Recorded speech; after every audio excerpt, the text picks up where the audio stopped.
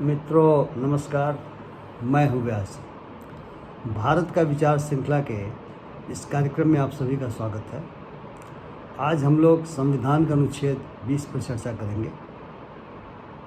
यह अनुच्छेद उन व्यक्तियों को सुरक्षा प्रदान करता है जिनके ऊपर किसी फौजदारी कानून के अंतर्गत आरोप लगाए जाते हैं, यानी आरोपी को भी विशेष सुरक्षा का प्रावधान हमारे संविधान में किया गया है। इसलिए आवश्यक है आज के तारीख में बहुत ज़्यादा, क्योंकि ऐसा देखा जा रहा है कि बहुत सारे लोगों पर अगर वे कृत्य गुजरात में करते हैं तो आसाम में मुकदमा हो जाता है, दिल्ली में करते हैं तो आसाम और उत्तर प्रदेश में मुकदमा हो जाता है, महाराष्ट्र में यदि कोई केस होता है तो बिहार में मुकदमा हो जाता है। तो इसलिए बहुत ज़रूरी है कि जिन्हें किसी फौजदारी मुकदमे में नामित किया जाता है, आरोपी बनाया जाता है, उनको अनुच्छेद 20 के तहत क्या क्या सुरक्षा प्रदत्त है संविधान के द्वारा, उसकी जानकारी ज़रूर होनी चाहिए। और ख़ास करके जो सोशल और पॉलिटिकल एक्टिविस्ट्स हैं उनको तो इसकी जानकारी होनी ही चाहिए। इसी उद्देश्य से मैं आपके समक्ष इस अनुच्छेद के बारे में कुछ बातें रखना चाहता हूँ।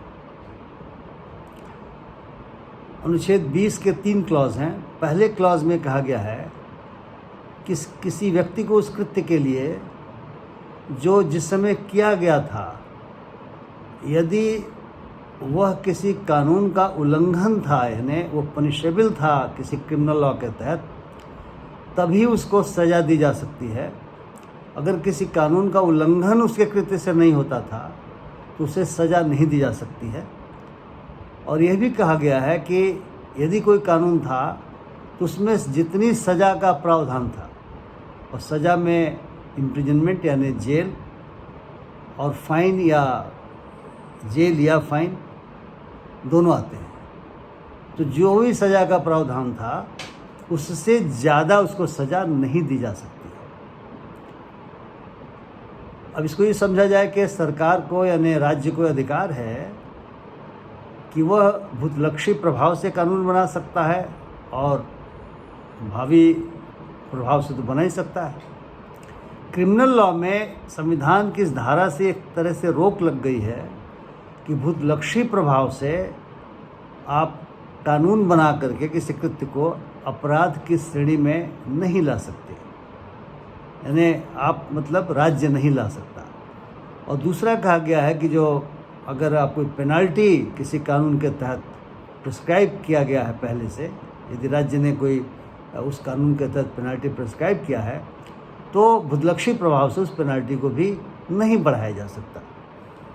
ये अमेरिकन संविधान में भी इसका जिक्र किया गया है, और इसको protection against x post factual law के रूप में भी जाना जाता है। यानी भूतलक्षी प्रभाव से जो कानून, क्रिमिनल लॉ खास करके क्रिमिनल फौजदारी कानून बनाए जाते हैं, उससे जो सुरक्षा प्रदान की गई है उससे ये संबंधित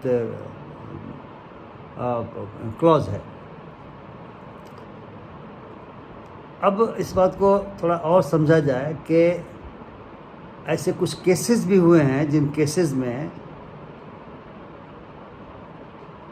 इसकी व्याख्या की गई है। एक बड़ा महत्वपूर्ण केस लॉ है Kedarnath versus state of West Bengal. Supreme court ने 1953 में 1953 में इस पर निर्णय दिया था। एक व्यक्ति के ऊपर 1947 के कानून के उल्लंघन का मुकदमा चलाया जा रहा था, और उस कानून को 1949 में अमेंड करके, उसको संशोधित करके, उस मुकदमे में जो फाइन का प्रावधान किया गया था उस फाइन को बढ़ा दिया गया। कोर्ट ने उस व्यक्ति को बढ़े हुए फाइन के अनुसार सज़ा दे दी। मामला सुप्रीम कोर्ट तक गया, और सुप्रीम कोर्ट में यह माना गया कि चूँकि 1947 में जितने फाइन का प्रावधान था उतना ही फाइन उन पर इम्पोज होना चाहिए, उससे ज़्यादा फाइन इम्पोज नहीं होना चाहिए, क्योंकि जो प्रोटेक्शन उनको अनुच्छेद 20(1) के अंतर्गत मिला है ये उस प्रोटेक्शन का उल्लंघन है, यानी ये संविधान का उल्लंघन है। इसलिए उस फाइन को क्वैश कर दिया कोर्ट ने। लेकिन एक दूसरा केस हुआ जिसमें ये माना गया कि यदि जो कृत्य हुआ उसके बाद अगर किसी तरह का बेनिफिट कानून के द्वारा दिया जाता है या कोई लाभ दिया जाता है आरोपी को, तो वह लाभ का वो हकदार होगा। वो बहुत इम्पोर्टेंट केस है जिसको Ratanlal versus state of Punjab के रूप में जाना जाता है, और ये 1965 में सुप्रीम कोर्ट ने इस का निर्णय किया था। इसमें हुआ क्या था कि 16 साल के एक लड़के के ऊपर किसी अपराध में मुकदमा चलाया गया। 1958 में प्रोबेशन ऑफ ऑफेंडर्स एक्ट आया, और उस एक्ट के अनुसार ये माना गया है कि 21 साल से कम उम्र के व्यक्ति को सज़ा नहीं दी जा सकती। उस लड़के को, उसका केस 1958 के पहले का था, उसको सज़ा दे दी गई, क्योंकि जिस एक्ट के उल्लंघन का उस पर मुकदमा चला था उसमें सज़ा का प्रावधान था, उम्र की कोई बात उसमें नहीं थी, इसलिए उसको सज़ा दी गई। किंतु जब ये बेनिफिशियल लॉ आ गया तो उसने अपनी सज़ा के विरुद्ध अपील की, और सुप्रीम कोर्ट ने माना कि चूँकि उसमें ऑफेंडर्स एक्ट में, हाँ महत्वपूर्ण बिंदु है, प्रोबेशन ऑफ ऑफेंडर्स एक्ट में प्रावधान किया गया था कि यदि 21 साल की उम्र से कम का कोई व्यक्ति होगा तो उसको सज़ा नहीं दी जाएगी। तो उसने कहा कि मुझे जो सज़ा मिली है, मैं 16 वर्ष की उम्र में मैंने अपराध किया था, इसलिए मुझे जो ये नया एक्ट बना हुआ है, प्रोटेक्शन ऑफ ऑफेंडर्स एक्ट जो बना हुआ है, उसका लाभ मिलना चाहिए, और उसके अंतर्गत उसको प्रोबेशन होम में रखने का प्रावधान था। सुप्रीम कोर्ट ने कहा बिल्कुल सही चीज़ है, जो बेनिफिशियल लॉ है इसका उसको लाभ मिलेगा।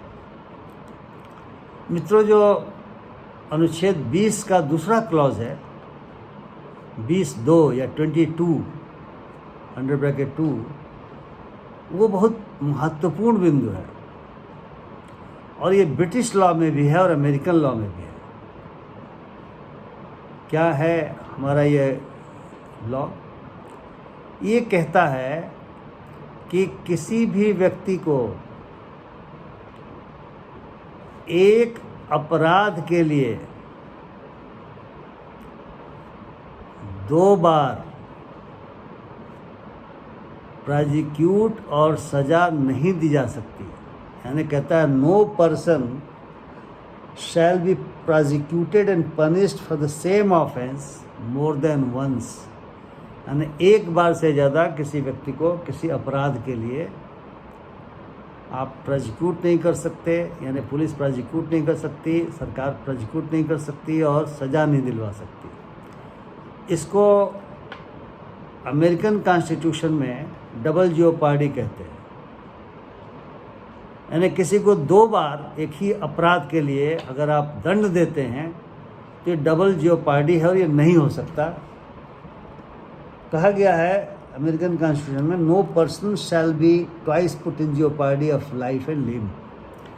और ब्रिटिश लॉ में इस एक रूल है, इस रूल को कहा गया है नेमो डेबिट विस वेक्सारी। इसका मतलब ये है no man should be put twice in peril of the same offence. यानी एक ही अपराध के लिए किसी व्यक्ति को दोबारा दंड आप नहीं दे सकते। तो ये जो क्लॉज है बड़ा महत्वपूर्ण है, और यह विशेष सुरक्षा प्रदान करता है कि ऐसा नहीं हो कि एक ही अपराध के लिए बार बार सज़ा होती रहे। ये बहुत डबल जियोपार्डी का कानून महत्वपूर्ण हो जाता है। इसके कुछ इंग्रेडिएंट्स हैं जो मैंने बताया कि पहले तो किसी ऑफेंस में जो उन्होंने किया है प्रमाणित होना चाहिए, और किसी कोर्ट के द्वारा, जुडिशियल ट्रिब्यूनल के द्वारा उनको अभियोजन उन पर चलाया गया होना चाहिए, और फिर उनको जो है सो प्रोसिक्यूट अभियोजन चलाया गया, उनको सज़ा दी जानी चाहिए। और दूसरी बार उसी ऑफेंस के लिए नहीं देना चाहिए। 3-4 इंग्रेडिएंट या 3-4 इसके घटक बताए गए। एक केस हुआ था इसके पर, मकबूल Hussain versus state of Bombay का केस बड़ा महत्वपूर्ण है। इसमें एक व्यक्ति को सोने की तस्करी करते समय पकड़ा गया था और कस्टम अथॉरिटीज़ ने पकड़ा था और सोना जब्त कर लिया गया था। कस्टम अथॉरिटीज़ एक एक्ट है जिसको हम कस्टम्स एक्ट कहते हैं, उसके अंतर्गत उन्होंने सोना जब्त किया था क्योंकि अधिकार उनके पास था। लेकिन कस्टम अथॉरिटीज़ न तो कोर्ट हैं उस अधिनियम के अंतर्गत, न ट्रिब्यूनल है, न जुडिशियल ट्रिब्यूनल है। तो इस व्यक्ति के ऊपर, मकबूल हुसैन के ऊपर FCRA एक्ट होता है, जो फॉरेन करेंसी रेगुलेशन एक्ट जिसको हम कहते हैं, अब तो उसका नाम फेमा बदल के हो गया है। तो पाया गया कि इसने तो उसका भी उल्लंघन किया है। तो उसके अंतर्गत कोर्ट के सामने उसको प्रोसिक्यूट किया गया और कन्विक्ट किया गया। उसने कहा कि नहीं, अनुच्छेद 20(2) में उसको सुरक्षा मिली हुई है, इसलिए उसके ऊपर दोबारा उसी ऑफेंस के लिए मुकदमा नहीं चलाया जा सकता। लेकिन सुप्रीम कोर्ट ने कहा कि कस्टम्स एक्ट अलग है, वह न्यायालय के समक्ष नहीं आपके केस को लाया गया था, वो न्यायालय नहीं है, न जुडिशियल ट्रिब्यूनल है। लेकिन FCRA एक्ट है जिसके लिए सक्षम न्यायालय आपको सज़ा देने का हकदार है, इसलिए उसके केस को सुप्रीम कोर्ट ने खारिज कर दिया था।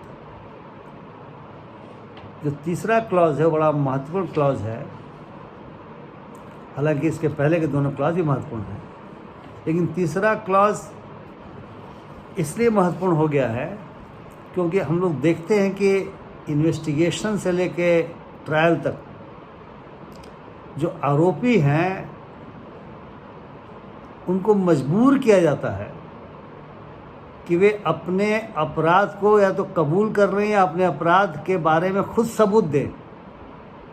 इधर अखबारों में आता है कि यदि पुलिस या CBI या कोई भी अथॉरिटी किन्हीं को पूछताछ के लिए बुलाती है तो कहती है कि पूछताछ में सहयोग नहीं कर रहे हैं। सहयोग करने का क्या मतलब है? क्या वो अपना अपराध स्वीकार कर ले?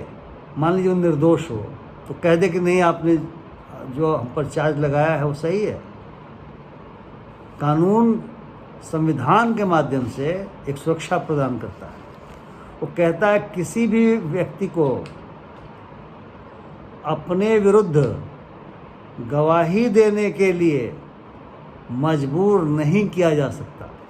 अंग्रेजी में इसको कहा गया है, no person accused of any offence shall be compelled to be a witness against himself। अब इसके घटक समझें। अगर कोई व्यक्ति किसी ऑफेंस यानी किसी अपराध में आरोपी है, ऑफेंस या अपराध किसको कहेंगे? ऑफेंस अपराध वह है, वह कृत्य है जो उस समय जो कोई कानून है उस कानून के अंतर्गत वह पनिशेबल है, उसको उसके उल्लंघन में सज़ा का प्रावधान दिया हुआ है, उसको ऑफेंस कहा जाता है। तो कोई व्यक्ति आरोपी हो, आरोपी का मतलब क्या हुआ? FIR में नाम आ जाने के बाद से ही वह आरोपी माना जाता है। दूसरा उसका घटक क्या है? दूसरा घटक ये है कि उसको अपने विरुद्ध गवाही देने के लिए कहा जाए। ये गवाही क्या शब्द है? इसको कोर्ट ने MP शर्मा वर्सेस सतीश चंद्रा का एक केस था, उसमें बाकायदा डिफाइन किया। कहा कि अगर आप किन्हीं को कंपेल करते हैं, किन्हीं को कहते हैं, या कोई अपने मन से ही सही, वॉलंटरी तो खैर कोई भी कर सकता है, तो गवाही यह हुआ कि वह कोई मौखिक रूप से अपने अपराध के बारे में कोई जानकारी दे, या किसी कागज़ के माध्यम से दे, या प्रमाणित करे, जिसको टेस्टिमोनियल एविडेंस कहते हैं, यानी oral, documentary and testimonial evidence. इस अगर वो दे अपने खिलाफ, अपने विरुद्ध, तो उसको कहा जाता है कि वह विटनेस अपने बारे में है, अपने खिलाफ वो गवाह है। लेकिन ये पाया गया कि साहब ये तो बहुत ही व्यापक है, oral evidence, documentary evidence, testimonial. लेकिन इन्वेस्टिगेशन के दौरान यानी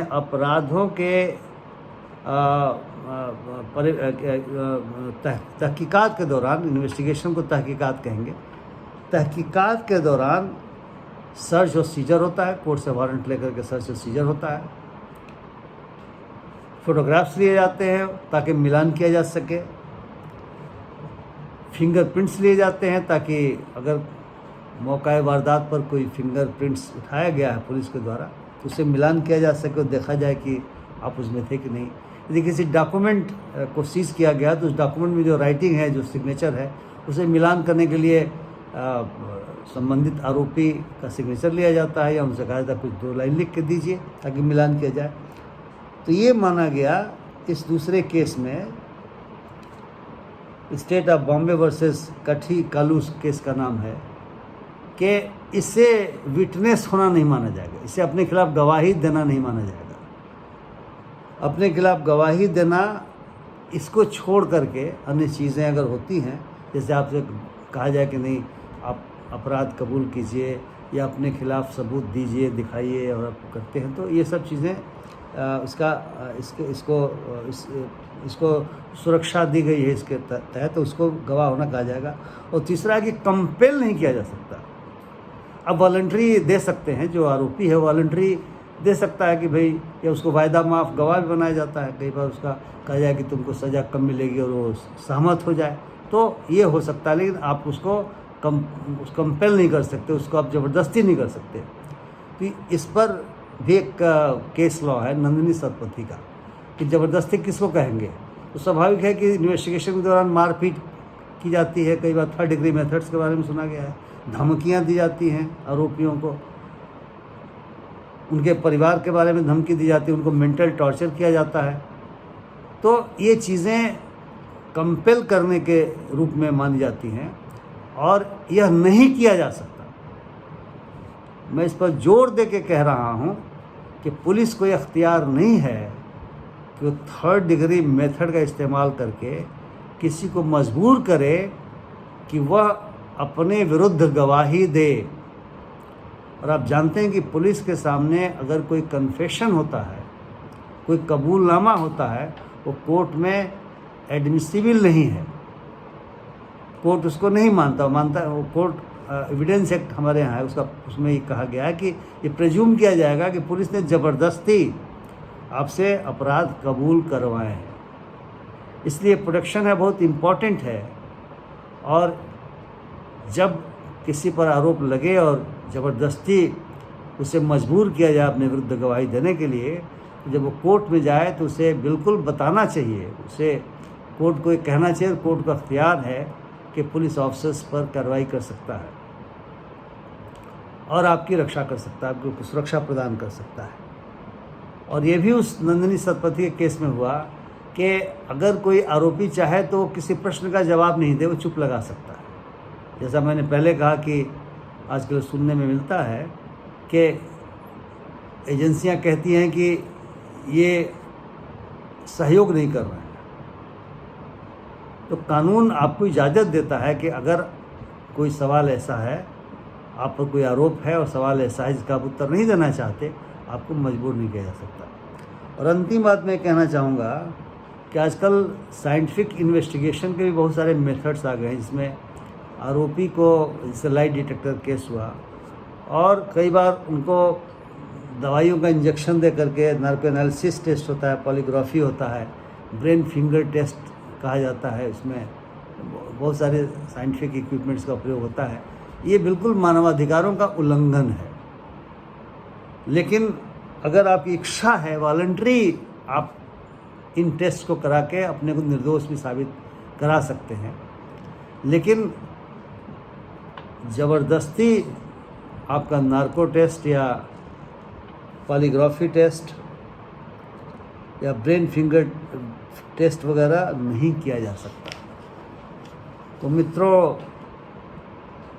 मैंने सारी बातें इसलिए बताई कि आज की परिस्थिति में कोई नहीं जानता कि कब किस पर मुकदमा हो जाए।